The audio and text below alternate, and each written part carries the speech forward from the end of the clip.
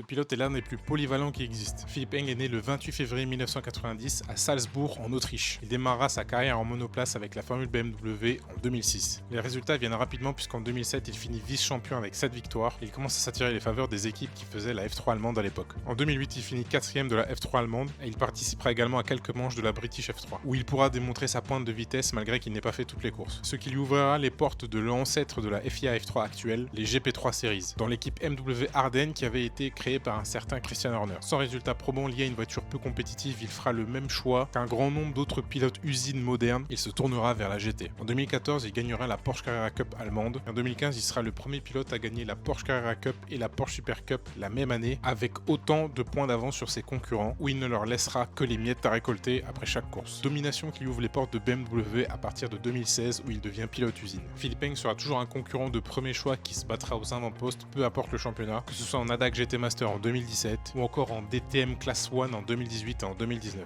La collaboration de presque 10 ans entre Eng et BMW a l'air d'être fructueuse entre les deux parties puisqu'il sera tout de suite nommé partie intégrante du programme LMDH de BMW. Avec une BMW M hybride V8 qui aura connu des débuts très compliqués, mais aussi une première victoire en 2024 en WeatherTech Sports Car Championship et pas des moindres puisque ce sera un doublé emmené par la numéro 24, piloté par Jess Krohn et évidemment Philippe Eng. Philippe Eng est un des rares pilotes à avoir connu autant de succès sur autant de plateformes différentes et il est la preuve vivante que les pilotes de GT ne déméritent absolument pas face aux pilotes de monoplace. Et si tu veux en apprendre plus sur le sport auto, abonne-toi.